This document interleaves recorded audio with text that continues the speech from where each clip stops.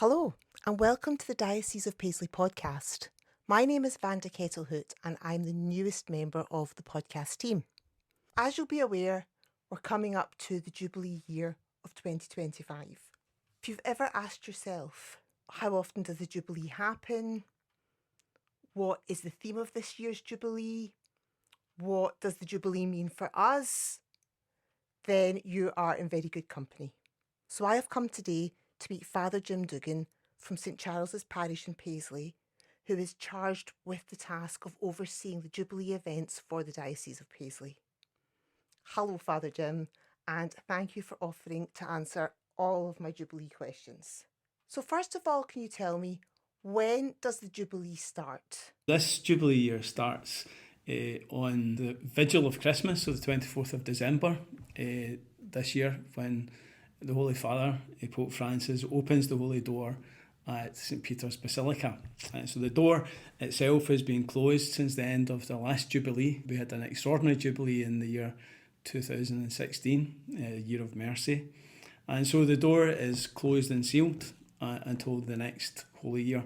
But in dioceses and elsewhere, then there's a particular celebration that's to take place to mark the opening of the Jubilee year for the dioceses and throughout the world. For us, that is on Sunday the 29th of December. It's the Feast of the Holy Family, and Bishop John's going to be opening the Jubilee by the short service that has been provided by the dicastery in Rome. He's going to do that at the cathedral.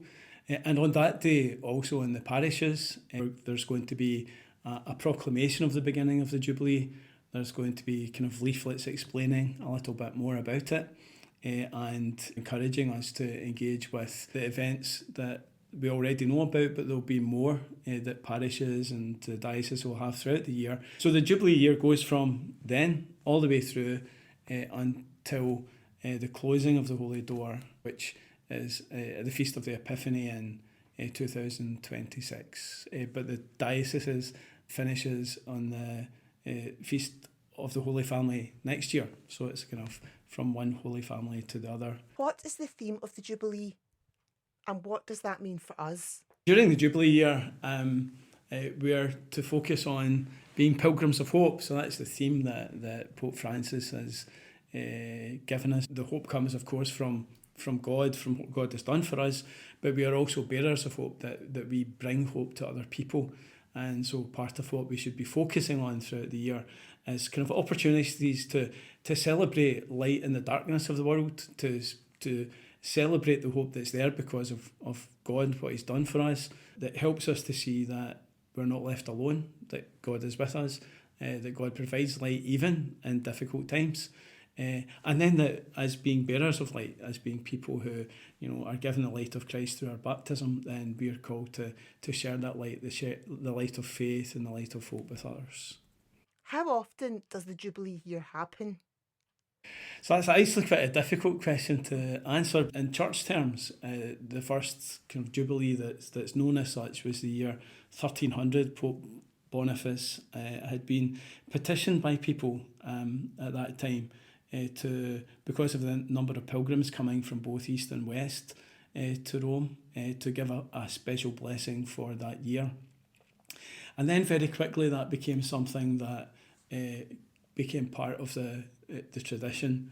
At first it was 100 years, and then 50 years, and then eventually 25 years, which meant that more and more people were able to get these graces and blessings that come from a particular kind of year of Jubilee, and all of those will have their own particular feel, their own particular theme. So the ordinary Jubilee nowadays would happen every 25 years, but there can be extraordinary Jubilees. So 2016 was the Year of Mercy. I would imagine that 2033 will be a Jubilee year, because it's 2,000 years from the crucifixion, the resurrection, and the giving of that commandment to go out and proclaim the good news to all nations. So I'm sure the Holy Father then will announce a Jubilee year as well. Is there a reason that the theme of this Jubilee is hope? One reason that the Holy Father would choose that is because we've recently had in 2013 the year of faith, so we've got a kind of understanding of faith, hope and charity. But I also think that we look at the world in our times and it feels a little bit more dark, it feels a little bit more difficult than perhaps it did some years ago. And I think the kind of Christian notion of hope that actually there is nothing that surprises God. You know, God knows that this time would be like this, and so we can trust in Him. So the kind of the notion of hope that God is always with us, that God isn't surprised by the things that go wrong in humanity, and so we can always trust in Him and have hope in Him. One of the things that the Holy Father said about the theme of Pilgrims of Hope is that we must fan the flame of hope that has been given to us and help everyone to gain new strength and certainty by looking to the future with an open spirit, a trusting heart and far-sighted vision. I think one of the difficulties of our times is that oftentimes people live without hope, especially from our point of view. If people don't know the Lord, where does their hope come from? If their hope comes from like the world around and the circumstances that they happen to live in, then those things can go wrong, and we've seen that a lot over these years. We think of the different wars and conflicts that are happening, and how do we maintain hope in that? And we maintain it because of what God has done for us, and being able to know that God has the answer to all the human problems, and to be able to reflect on that, and that as people who have faith, then we're able to know that through Him, and to be able to offer that to others. Tell me about the spiritual indulgences that you can get during the Jubilee year and how they work. And also, what are they? Because I know there's like a few new modern ones put in there this time.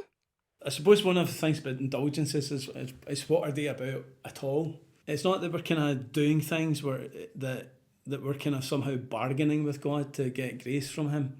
And God always wants to bless us, and He knows what blessings He'll give us, no matter what. The thing is for us to kind of find ways to engage those things that help us to grow in holiness, to grow in hope. For that reason, to come closer to God, we do these things. And God, in His goodness, just continues to bestow blessing upon us. There are various ways of getting a plenary indulgence that can be applied to self, and that's to do with asking that God free us from punishments due to our sin, but also that can be applied to those who have gone before us, to our loved ones who have gone before us. And one of the things that was mentioned particularly this time for the Jubilee was that normally we would be able to receive a Jubilee indulgence once and apply that on a particular day. This time there's also, if we were receiving Holy Communion for a second time in a day at Mass, then we would be able to offer our prayers and gain an indulgence then for the deceased, a kind of second possibility in each day. So that's a lot of graces for ourselves and for our loved ones that we're able to have. But how do we get them? The traditional way is pilgrimages. If we think back to 1300, it was people who were going on pilgrimage to Rome. But not everyone will be able to go to Rome. One of the novelties this time, watching things that are happening in Rome, for example, that the opening Mass or any of the kind of great Jubilee events that are happening throughout the year in Rome or in other places and other holy sites, is that people who aren't able to go to those places but join spiritually with them and pray, seeking the indulgences, will be able to get an indulgence there. So even by being at home but joined by those things, we'll be able to receive indulgences. There's visits to sacred places. There's also in our own diocese, there's a Jubilee cross that's been constructed by St Luke's High School in Barrhead, which will be brought into the cathedral as part of the opening rites. And so visiting the cathedral, praying there, will be one of the ways in which we're able to get the indulgences. The Jubilee cross is also going to be taken to the different parts of the diocese, different clusters and different months. Bishop John will lead a local celebration of Mass, and going to that, being a part of that, would be a way to get an indulgence as well. But really, kind of, anytime we go to a holy place, it could be going to Christ the King in Howwood for the Fatima evenings, or it could be going to Carfin or other holy sites, that we go specifically to be on this spiritual pilgrimage for the purpose of like offering our prayers, having that sense of sacrifice as part of being a pilgrim. Further way of doing so would be to do with works of mercy or penance, and there's a particular focus on the corporal works of mercy. So, for instance, doing things specifically to help those in need, to feed those who are hungry, and to help those who are thirsty, to visit those in hospital, to look at all the different needs that are happening in the lives of people today and respond to them, and doing that because it's part of us bringing hope to others, and by penance, perhaps a kind of Friday penance, kind of more than what we would perhaps normally do. And again, a novelty was that specifically mentioned in the document concerning this, that one of the things that we might do to have a penance of giving up social media for a day, so that because that's something that kind of takes over in people's lives a bit now, or can do easily. So it's a good kind of penance, probably on the one hand easy because it's a kind of new choice, but actually difficult when we realise just how much we rely on social media to kind of fill our days. As long as we can still listen to the podcast and look at the Diocese of Paisley Facebook page. We certainly, things that are helping our faith, things that are helping us to grow in faith, that's important. When I was having a look at the calendar of events, I noticed there was lots of little different jubilees, like for example, Jubilee of teenagers or a Jubilee of people with disabilities. What does all this mean? Yeah, it's a particular focus on different groups of people. So we all have reasons to be pilgrims of hope and bearers of hope, and so there's a way in which we can rejoice in God's blessing and gather together and celebrate different kind of elements, different ages in life, different things that are part of the reality of people's life. Perhaps even sometimes celebrating things that the world doesn't celebrate. So kind of one that kind of jumps out to me in that is the Jubilee of migrants, where migrants don't often in the world today seem to be people that the world rejoices over. And yet when we go back to the time of year that around Christmas, and we think of Our Lady, St. Joseph and the baby Jesus having to flee into Egypt, and we kind of see how much this family meant to the whole of the world, and how much we rejoice over them, and it kind of can point us to the importance of any individual human person and family. So that's one that kind of happened to strike me just looking at the list. But there's all sorts of different ones, as you say, from the Jubilee of marching bands to seminarians to as you say, teenagers and youth. And it's interesting that I think this year there's distinctions being made that perhaps weren't always, because there's a Jubilee of families and children, and a Jubilee of teenagers, and a Jubilee of youth. So I suppose it's speaking to the fact that families, young people, are so important to us, and their faith. And one of the kind of things that marks the Jubilee of teenagers and the Jubilee of youth is two new saints that will be named at that time. Blessed Carla Acutis will be made a saint at the 27th of April in the Jubilee of teenagers, and Blessed Pier Giorgio Frassati in the Jubilee of youth in August. Both young people who really lived out their faith. A lot of young people from our diocese will already know about Blessed Carla Acutis. All the high schools in the diocese in the past couple of years have had exhibitions to do with Carlo Acutis and his life, his interest in the Holy Eucharist, and how he, in fact, was the one that brought faith back into his family. Every single one of us is called to be a saint.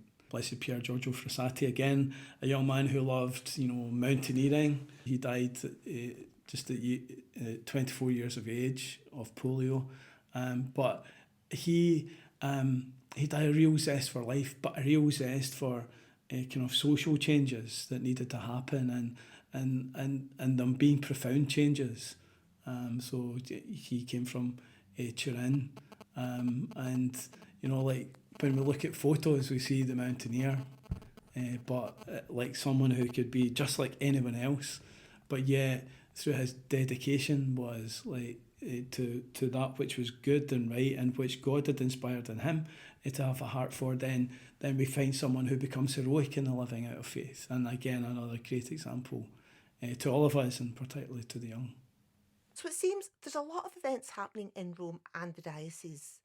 But how can we reflect this Jubilee year within ourselves? There'll be things that we decide to do ourselves, like what little pilgrimage might I do? If there's 12 months in the year, then do we want to kind of think of something that we can do every month to be a pilgrim of hope, and to be our particular own spiritual focus during this time, during this year. Can you tell me a little bit about the logo? And I believe that for the first time, there's a mascot as well.